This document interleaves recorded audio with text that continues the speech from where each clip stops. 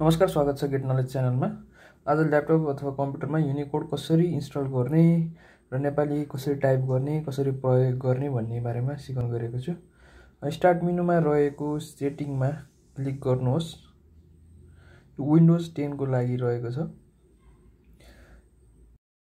हामीले कहिलेकाहीँ अनलाइन फर्महरू भर्नुपर्ने हुन्छ, त्यस्तो बेलामा हामीलाई युनिकोड चाहिने गर्छ।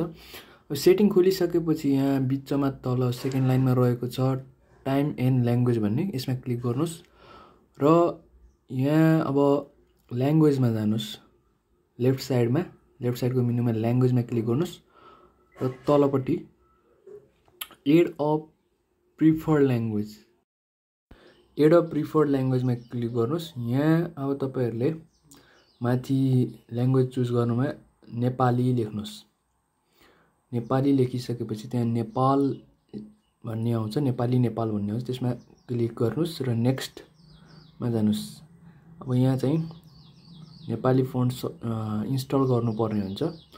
इन्स्टल ल्याङ्ग्वेज प्याकमा क्लिक गर्नुहोस् र इन्स्टलमा गर्नुहोस्। यसरी चाहिँ अब केही समय लाग्छ इन्स्टल हुनको लागि।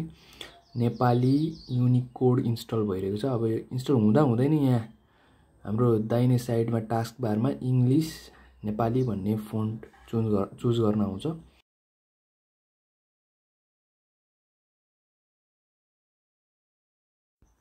अब यहाँ हामी केही समय कुरौँ, इन्स्टल भइरहेको छ।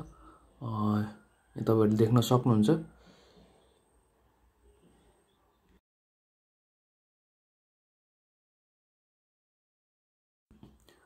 ल यहाँ देख्न सक्नुहुन्छ इन्स्टल भइसक्यो। अब चाहिँ हामीले यसलाई चाहिँ प्रयोग गर्न सक्छौँ। यहाँ इङ्ग्लिस र नेपाली किबोर्ड आइसकेको छ। म तपाईँहरूलाई प्रयोग गरेर देखाउने छु।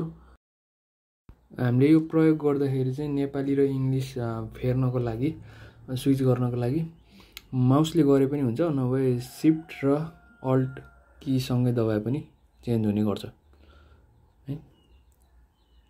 माउसले चेन्ज गरे पनि भयो अथवा सिफ्ट र अल्टले चेन्ज गरे पनि भयो। यहाँ चाहिँ मैले इङ्ग्लिसमा लेखिरहेको छु। अब तल चाहिँ अब म नेपालीमा क्लिक गरेपछि अनि हाम्रो कम्प्युटरमा नेपाली फोन्ट नभए पनि यहाँ चाहिँ नेपाली टाइप हुने गर्छ।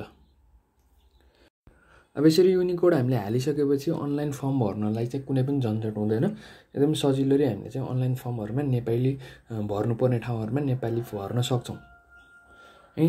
आशा गर्दछु यो भिडियो तपाईँहरूलाई मन पर्यो होला। तपाईँहरूले यसरी आफ्नो ल्यापटप अथवा कम्प्युटरमा युनिकोडहरू नेपाली टाइप गर्नको लागि इन्स्टल गर्न सक्नुहुन्छ, प्रयोग गर्न सक्नुहुन्छ। मन पर्यो लाइक, सेयर, सब्सक्राइब गरिदिनुहोस् भन्दै बिदा हुन चाहन्छु। नमस्कार।